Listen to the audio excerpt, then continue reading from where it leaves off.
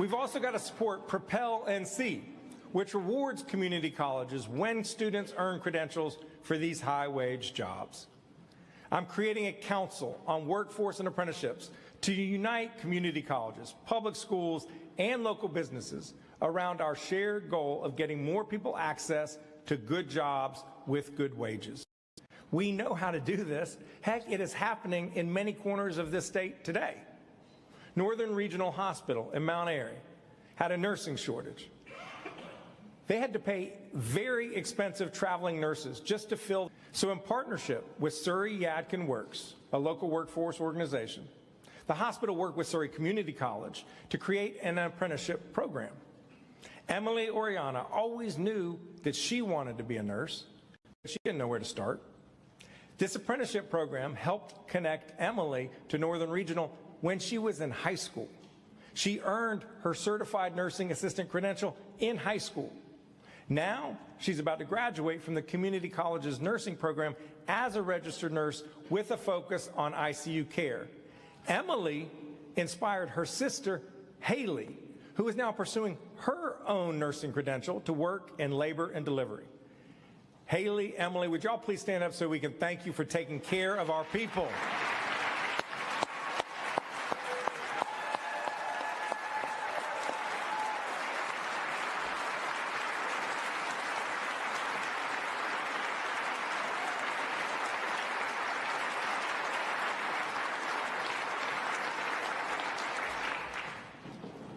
Thanks to this apprenticeship program, Northern Regional Hospital is training its next generation of healthcare workers homegrown and has completely eliminated its dependence on traveling nurses.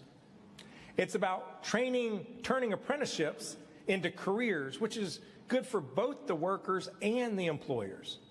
Folks should not have to get a bachelor's degree to get a good-paying job and provide for their family. Every hard-working North Carolinian deserves a real shot at a brighter future.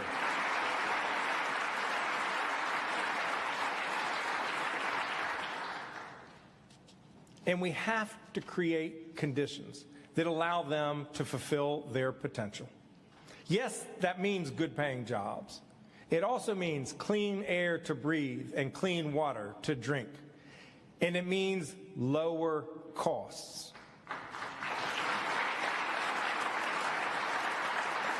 Too many North Carolinians are struggling to pay their bills, including housing and child care. North Carolina is the third fastest growing state in this country after Texas and Florida. But our housing supply has not kept up. To keep prices down, we need more housing of all types: single family, duplexes, triplexes, apartments, condominiums, special needs housing.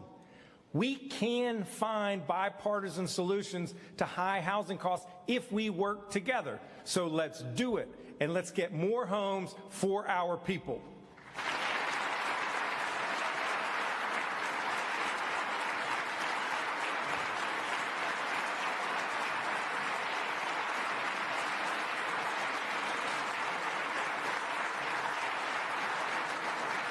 It's not just housing that's in short supply. We also need more child care options. You want to hear something crazy? You want to hear something crazy? Too many parents can't afford to work. That's because they can't find child care they can afford, if they can find it at all. At the same time, we don't have enough child care workers because they don't get paid enough. Currently, there's only one child care slot for every 5 families that wants one. Of course, parents should also have the option to stay home with their children, but it should be a choice. Parents shouldn't be pushed out of the workforce. When they are, they suffer, and our economy suffers. Each year, our state loses billions of dollars in economic activity because of this child care crisis. So earlier this week, I announced a bipartisan task force on child care and early education to find innovative solutions to this challenge. And when we do, it will be a win for our children. It will be a win for our parents. It will be a win for our businesses and economy. Let's work together to expand access to quality, affordable child care here in North Carolina.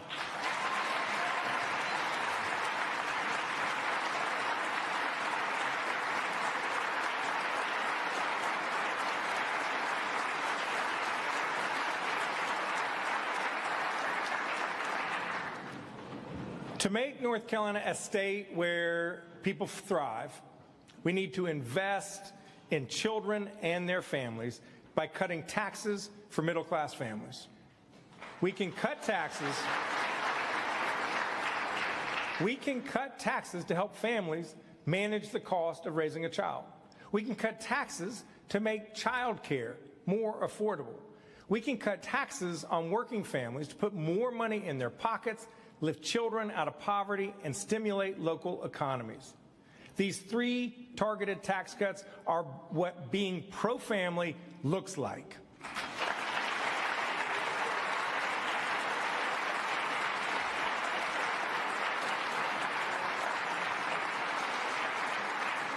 We can afford them and still meet our critical education, healthcare, and public safety needs. But we won't be able to make these necessary investments if we do not address the self-inflicted fiscal cliff that we face in a couple years, especially given today's economic uncertainties. We're at a fork in the road when it comes to our budget. We can go ahead with the nearly $10 billion in tax giveaways over the next 4 years, mainly to the wealthy and to corporate shareholders. And by the way, very few of those shareholders are North Carolinians. Heck, most of them aren't even American. Or we can help our neighbors recover from Hurricane Helene, invest in our public safety and public schools, provide targeted tax cuts to support our working families, and keep up with the needs of our fast-growing population. So what is it going to be? Are we going to give money to out-of-state shareholders or invest in North Carolina families? We cannot afford to do both. We should choose North Carolina's children and family every time.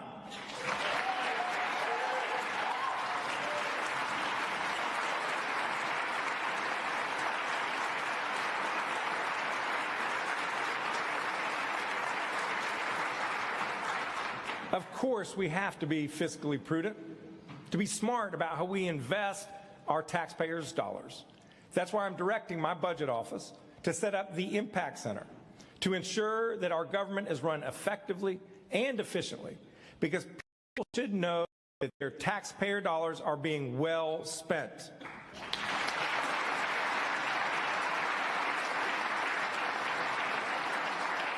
But let's get it right. Let's use a scalpel, not a chainsaw.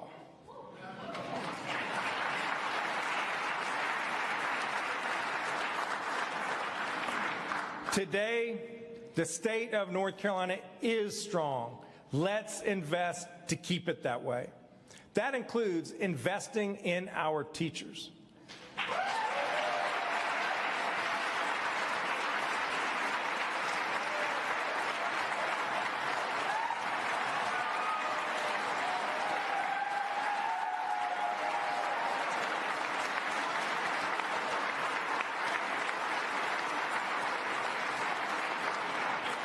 Just take a second. Remember your favorite teacher. Elementary school, middle school, high school. A good teacher inspires their students. That's why we must recruit and retain the best. And that's why we must give teachers a real pay raise.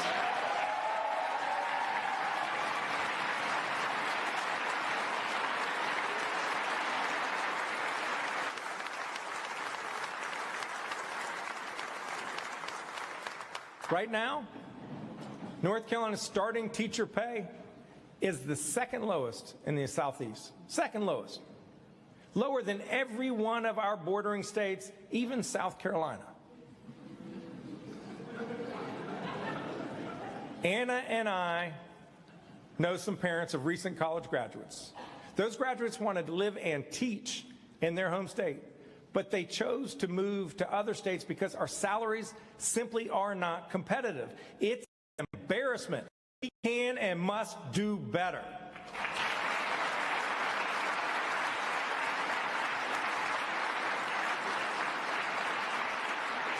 Here's a goal that I think we can all get behind.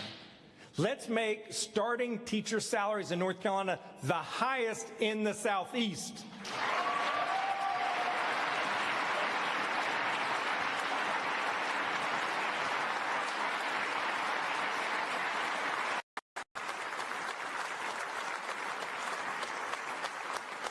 And let's reward experienced teachers who stay in the classroom. I know that there is bipartisan support for these efforts. I know there was a bill just introduced in the House. This is an area where we can work together. So let's do it. Let's invest in our kids. Let's pay our teachers a salary that shows them how much we value them. We're honored to be joined this evening by several recent North Carolina Teachers of the Year and Beginning Teachers of the Year, including Ms. Kimberly Jones, and I'm giving her a special shout out because she teaches at my alma mater, Chapel High. She did not teach me, however. Will all of our remarkable educators please stand up?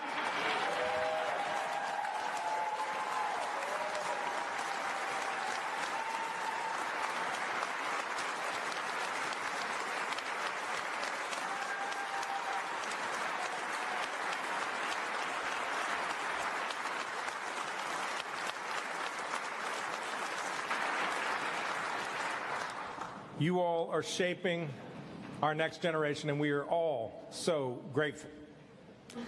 Yes, we have to pay teachers more, but raising pay alone is not enough to improve our kids' education. We need to expand the state's Advanced Teacher Initiative to better utilize our best teachers and give them a career pathway. We need to extend the science of reading to our middle schools to improve learning there. And we need to put public dollars toward our public schools.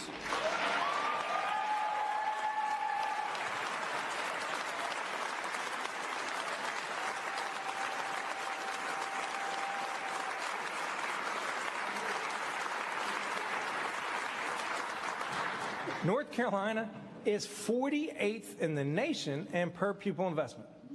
Let that sink in. 48th. We should not be taking money from our public school kids to pay wealthy parents sending their kids to unaccountable private schools to the tune of $7.5 billion over the next decade.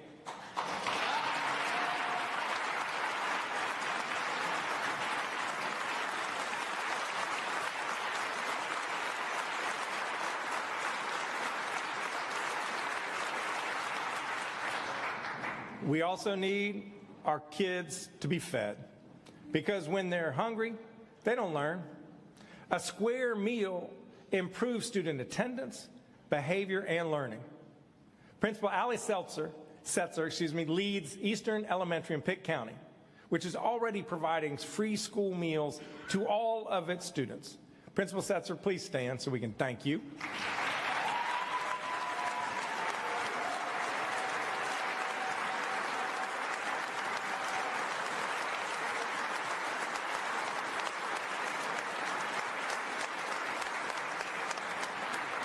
I thank you for your leadership. The experience of Pitt and several other school systems prove that we can do it.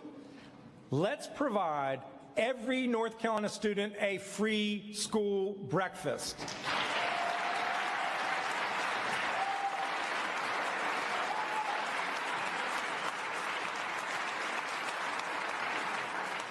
Our students also need safe and well-built schools. Unfortunately, too many of our schools are overcrowded, or use trailers, or have old leaking roofs and broken heating and air conditioning. It is 2025. We should not have to send kids home from school because the heat doesn't work.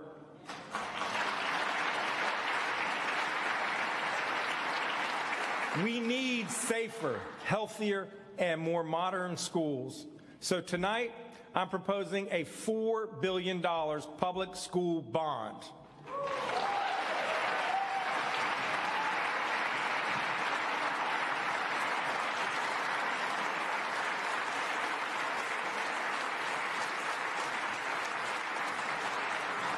And if you're not sure about it, let's let the voters decide.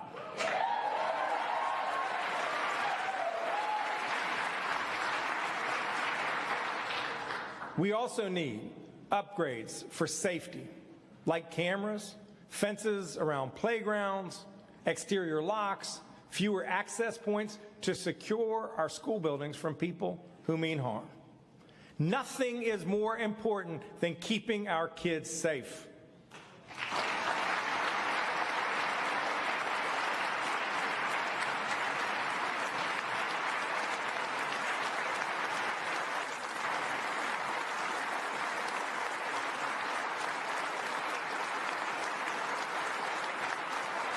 It also means that we've got to protect their mental health. North Carolina has underinvested in school social workers, counselors, and psychologists for far too long. Let's make sure that our schools have the support staff they need to improve our children's mental health and help them thrive.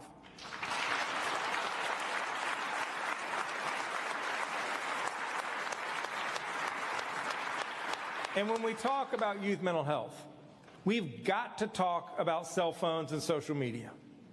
Cell phones are a major source of distraction for our students and disruption for our teachers.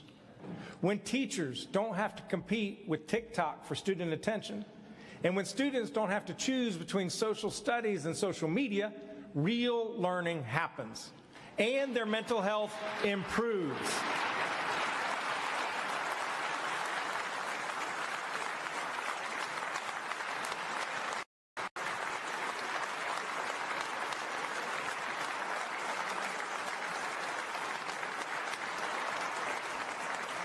Too many young people are struggling. Too many kids are bullied. They need and they deserve a 7-hour break from the unrelenting pressures of phones and social media. Classrooms should be cell phone-free zones.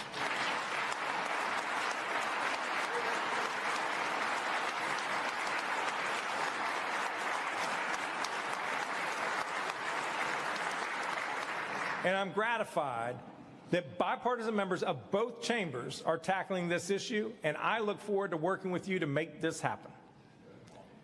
I spent my last 8 years, as you know, as Attorney General, working to keep the people of the state safe. And as governor, I am. So I'm standing up for the people who protect our communities. We ask law enforcement officers to make tremendous sacrifices on our behalf. We ask them to run towards danger when the rest of us may flee. Time and time again, they say yes to protect and to serve. There are a number of law enforcement officers with us here tonight. Will you all please stand?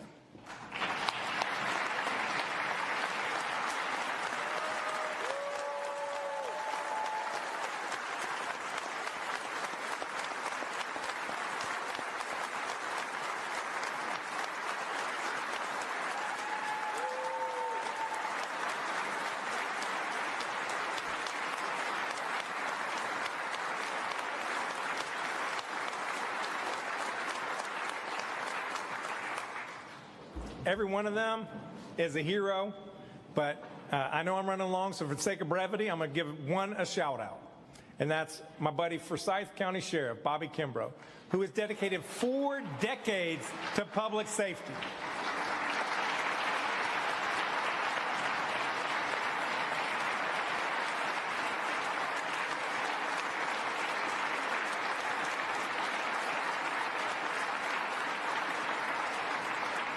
Sheriff, we appreciate you. We appreciate all the law enforcement here who are here tonight and the more than 30,000 certified law enforcement officers across this state. We thank you all. As I travel the state, I regularly hear about law enforcement staffing shortages. Vacancies make it harder for law enforcement to do their jobs to keep us safe. That's why I am proposing salary increases for state law enforcement and correctional officers, and signing bonuses for new officers, whether they are state or local.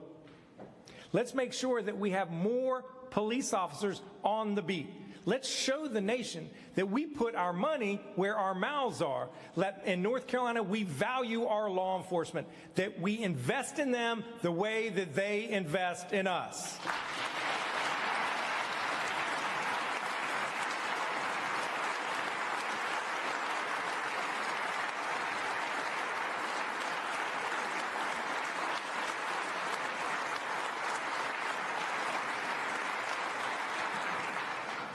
And let's improve public safety by tackling the scourges of opioid and fentanyl addiction. I first met Debbie Dalton after she experienced one of the most terrible tragedies that a parent can face. Her son, Hunter, was one of those larger-than-life personalities who made every person he met feel special.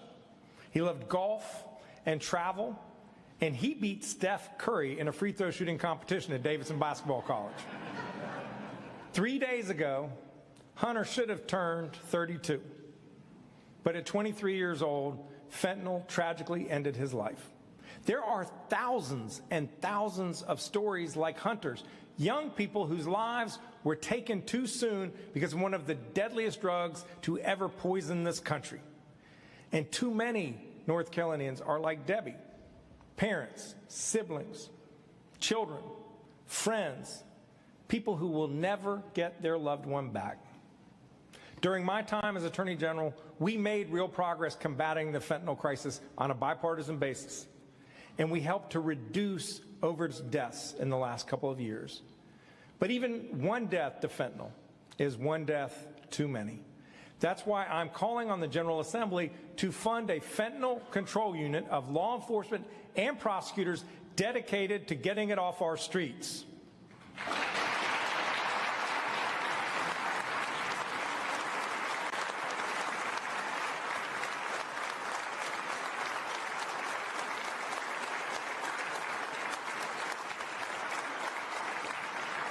That's how we can honor the memory of Hunter and all of the North Carolinians we have lost too soon. Debbie, would you please stand so we can thank you for your willingness to turn your personal pain into purpose for other people. Thank you, Debbie Dalton.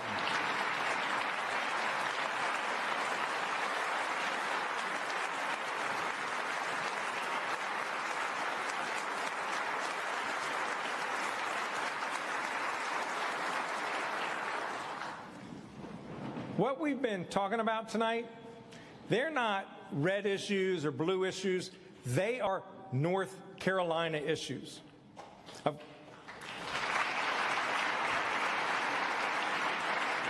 course, on some of them, we may differ about how best to get where we want to go. That's fine. That is the democratic process. But I am certain that if we come together across our differences, we can find common ground and make progress.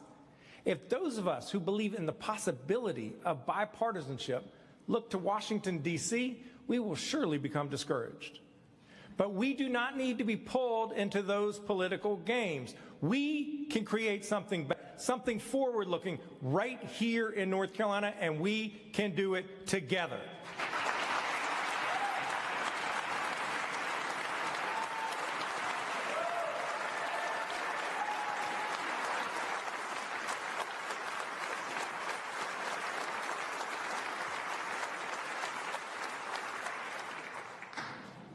After all, we've done it before. 2 years ago, Republicans and Democrats worked together to expand Medicaid here in North Carolina. Today, more than 640,000 of our neighbors have access to newfound high-quality health care.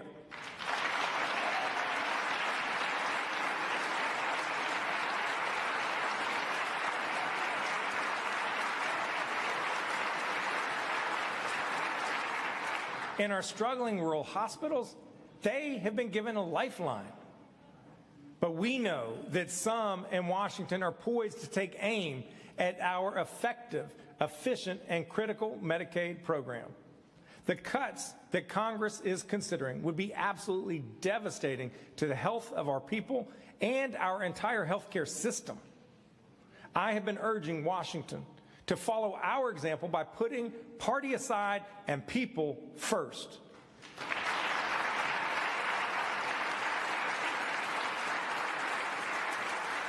Just as we stood arm in arm as North Carolinians to make Medicaid expansion a reality, let's stand arm in arm to defend our health care.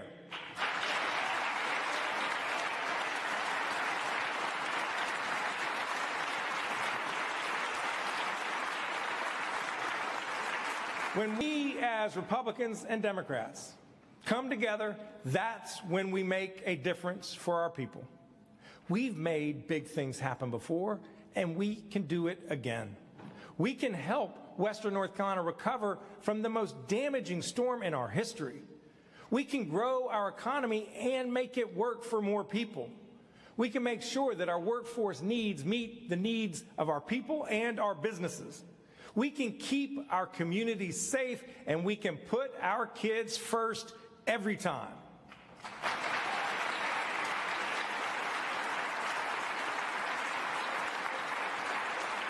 That's because the state of our state is strong. North Carolina strong.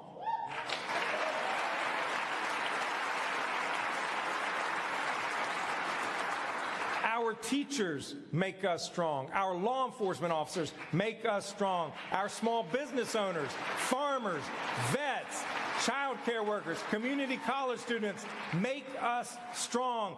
You, the people of North Carolina, make us strong. So let's come together and keep North Carolina strong. Thank you. May God bless you. May God bless the state of North Carolina.